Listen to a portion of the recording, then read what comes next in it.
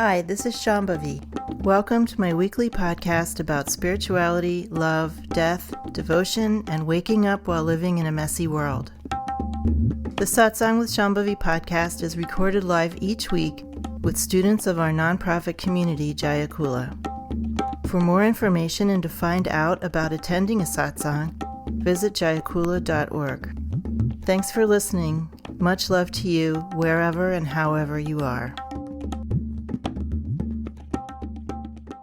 Could you talk about invisibility in the context of the servant orientation? Sure. So KIRTAN asked if I would talk about invisibility in the context of an orientation toward being in the world, which is part of a series of ways, or what are called bhavas, feeling orientations in Hinduism, one of which is the servant. And I just recently, over the weekend, posted a little article about those different bhavas. One of them is relating as friend, relating as beloved, relating as servant, relating as a child to a parent, or vice versa, a parent to a child.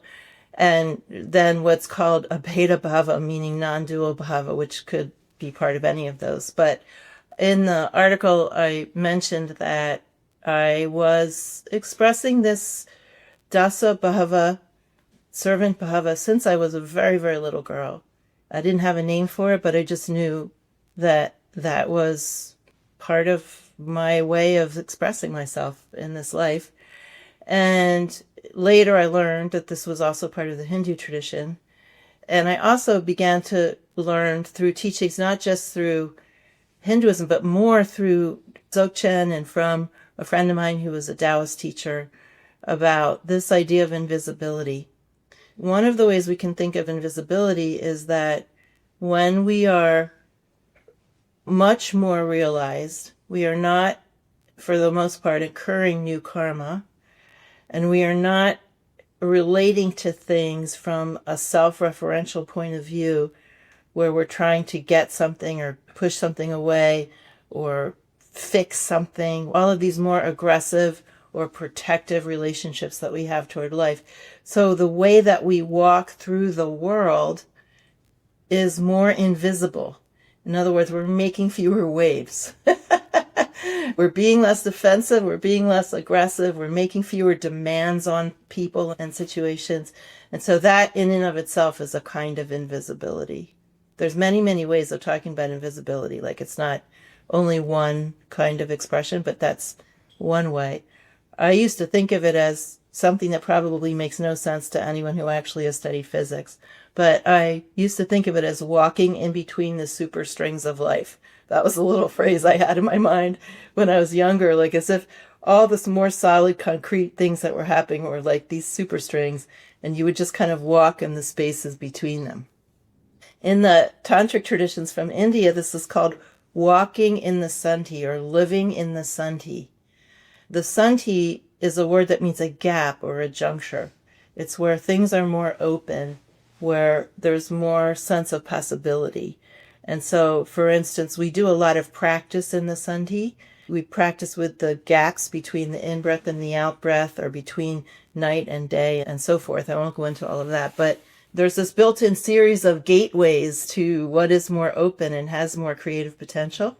And so living in the sandhi means that you're living in that experience full time. And so that's a kind of invisibility. In the Taoist traditions in particular, this invisibility is taken very literally. And there's like stories from the Taoist traditions of a master walking through a marketplace and no one even knows he's there. Like, people can literally not see you because you're so neutral with respect to everything that's happening around you that you achieve a kind of invisibility. Then the invisibility of the servant can be very everyday, but spectacularly beautiful, I think, which is that you don't mind being in the background. You don't mind doing things to support other people, and you're not doing it to get praise or some sort of reward for it. You're just doing it because it gives you pleasure, and that's your natural expression. And that's where I think it's interesting to have that servant bhava in this kind of culture, because sometimes this has spectacularly backfired on me. and surprised me in ways that it did, where I was just doing something to be of service, but someone else read it as trying to get something or trying to push some agenda or something like that, because that's what they were used to. And it was kind of projecting that onto a circumstance. Anyway, there's a whole range of responses, and the best response is no response. I mean, the best response is whatever it is that you're offering is being accepted seamlessly and just creates a feeling of relaxation and happiness and being cared for in someone else without anything having to be remarked upon. That's the best circumstance. And that's a kind of invisibility. In this culture, especially in the United States, we don't value that. And especially for men, to want to work in the background and not really accomplish anything, for men is like really not rewarded. In fact, denigrated. There's somebody I still know that I used to work with when I actually worked for her, when I was working in social justice organizations, and her husband was the most beautiful servant. There's a group of male aspects that I have long called male mothers, men who like to take care like this. But I went to a dinner party at their house, and her husband just was silent. She was the center of attention.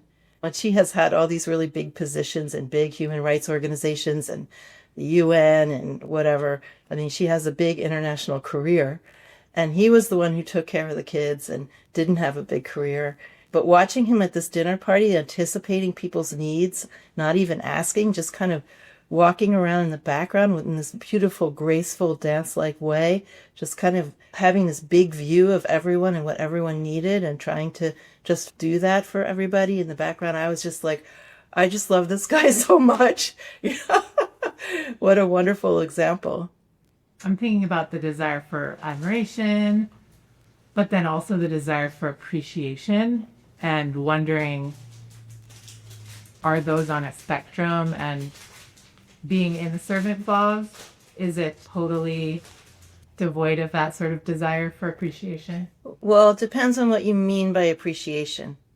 Appreciation to me is being in a circumstance where you recognize that what you have to offer is being received and used.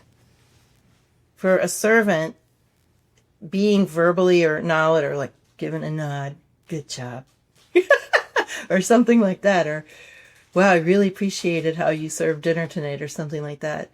That isn't the kind of thing that gets said to servants. Just think of like the traditional servant in a British drawing room drama. I mean, they're really interesting characters because they're usually the holders of the secrets of the house. And if there was ever anything went wrong, they're the only ones that know how to fix anything. And, and the masters are kind of helpless. So they're holders of a kind of wisdom, right?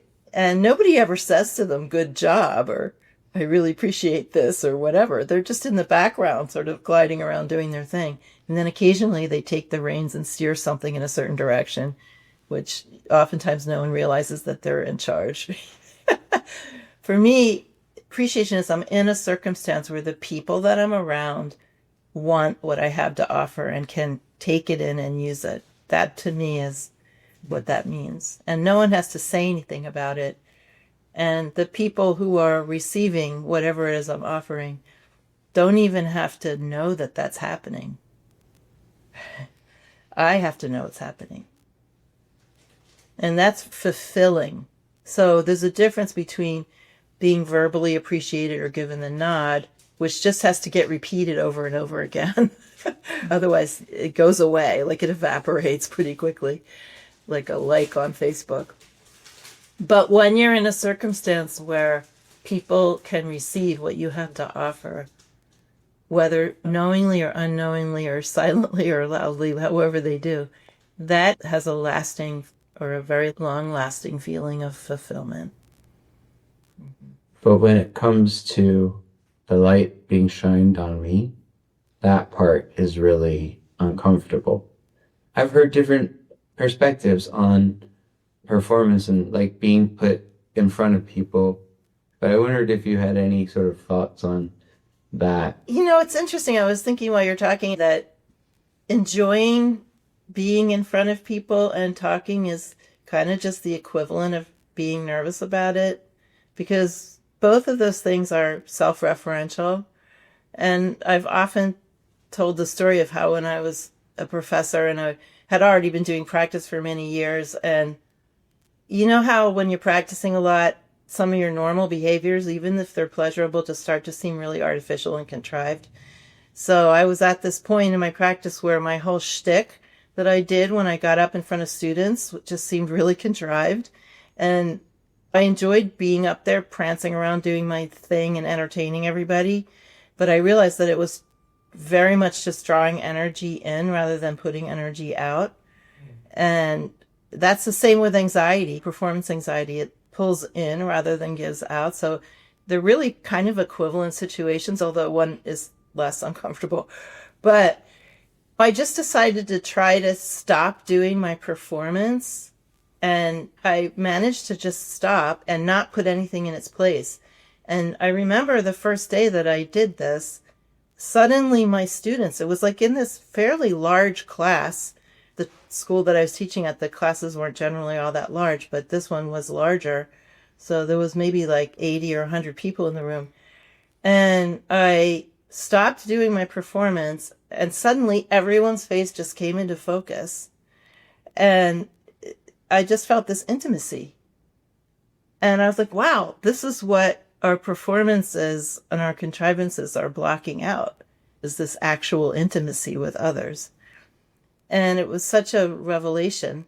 So I would say the key thing about when we're trying to drop something that's a habit pattern, whether it's fear of performance or love of performance, whichever it is don't put anything in its place. Don't try to figure out how to be. As soon as we're there wondering, how should I be different from how I am now, we've only made a horizontal move into another kind of contrivance. So the key is really don't put anything else in its place. Just stop paying attention to your anxiety and just start, let whatever happens happen. And then that new thing can arrive, that greater sense of contact. But I think this is the way that people get kind of trapped in a loop, is because some kind of behavior becomes uncomfortable or is uncomfortable. And then you try to figure out how to be different. But the real idea is just try to forget the habit pattern. Try to, even just temporarily. There's another image that I probably shared when you were in the room. When you have a strong habit pattern, obviously anxiety is compelling. It's hard to not pay attention to it. It's very demanding. So when we're in a situation where we're experiencing something that's very demanding like that, I have this image of like I'm wearing a sweater and I just throw it off momentarily and I step away. Like I'm wearing something. I know that that habit pattern isn't who I am in any essential way. It's just something I'm wearing. You know, it's a style, literally. And then I have this image. I just go through it like it's like a little momentary mental meditation or visualization. I just throw the sweater off and then I step forward into this emptier place. And just to even just feel for a minute what it's like to be there without that habit pattern. Even if it's going to then come, the sweater's going to come grab you again. That's like another little trick that I've used at times when I was trying to get a break from something that was very powerful and taste what it would be like to be in the openness, not in a new, improved behavior pattern, but, you know, just in the openness to just see what happens. But I'll tell you something I learned after this thing that happened when I was still teaching at university. 100% of the time, what you will experience is intimacy, more intimacy with what's happening around you and the people around you. I'm curious, you said it's something you cultivated unknowingly as a child. I think that I did a similar thing until I noticed I didn't like it. Didn't like the feeling of being invisible, and then cultivated being visible for a while. And now I'm in a phase in my life where I'm enjoying the invisibility again. Well, I think the kind of invisibility that we cultivate when we're being threatened is really, really different than what I'm talking about. So, yes, many of us who have certain kinds of experiences growing up or just in life cultivate a kind of invisibility. I mean, that could come in many, many forms. One of them is masking. Another one is just withdrawing or being quiet. That's not what I'm talking about. I have a really outgoing personality and I love social situations and doing things in groups with other people. So in that sense, I'm not being invisible in that ordinary sense. It's something a little more subtle than that. Also, you were talking about the bugler perspective. I think there's a delight to be had in just kind of being in the behind the scenes workings of things. Yeah, delight and also a certain kind of power. So I study divination and practice divination using something that's a precursor to the I Ching. And there's a teaching. When you do divining with that, you get these 6-line hexagrams. They're like figures made out of 6 stacked lines. And each line represents a certain position in life. And the 5th line is the power position. That's like the king or the leader position or the general or something like that. The 4th line is the advisor to the king.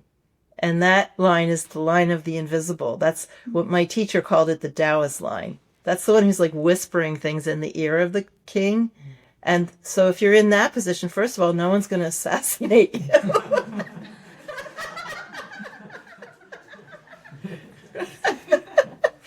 And it's always talked about as being sort of the place of secret power or invisible power rather than this very public power where you're always having to like do all this labor to kind of stay there and not get killed. Would you be able to share from your perspective about teacher as servant? Well, if every teacher has what every person has, whether they're a teacher or not. And that's what is called, in my Dzogchen tradition, your unique dimension. So teachers show up in so many different ways. And there's not one right way. There's not one teacher personality.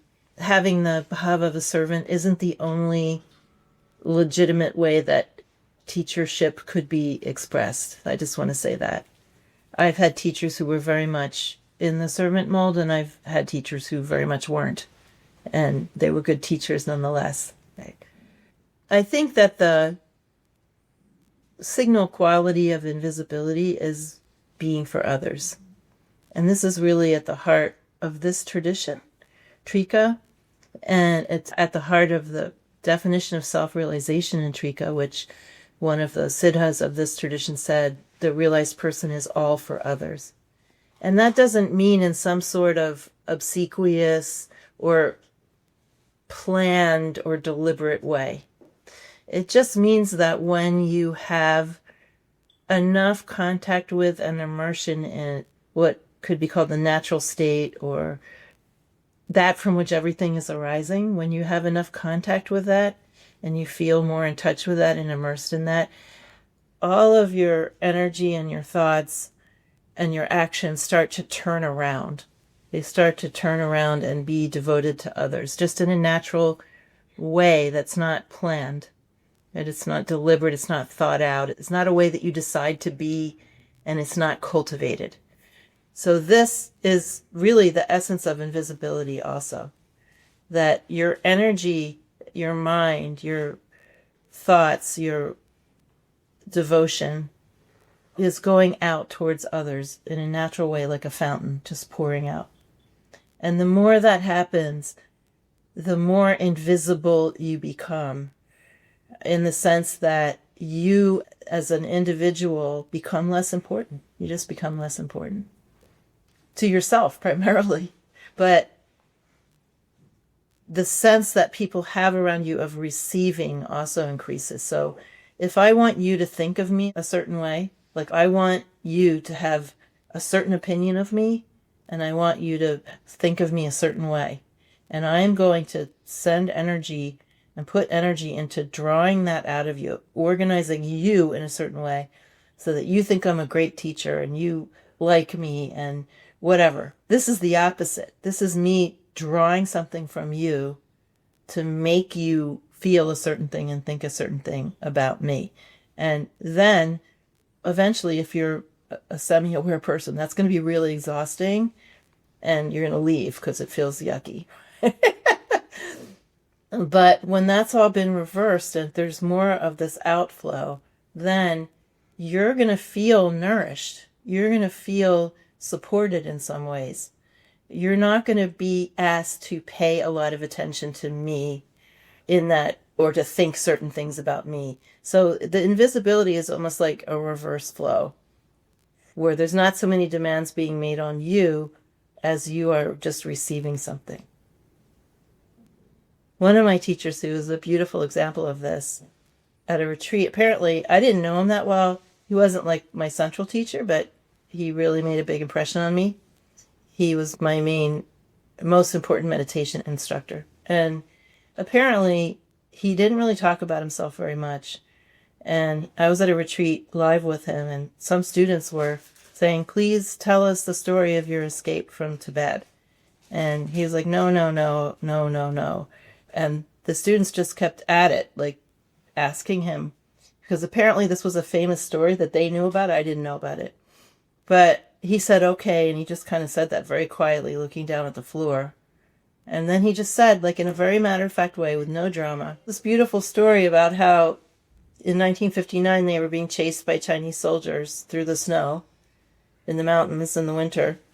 And his root teacher, his lama, was very fat and was slowing everybody down, and everyone was going to be shot, basically, if they didn't speed up. So he picked up his lama, this very fat person, and carried his lama 250 miles over the mountains to safety. He told it just so matter-of-factly, like no curly cues, no lights shining on it, just because he was asked, he told that story. And it just made such a huge impression on me, the story, but also his demeanor while he was telling it.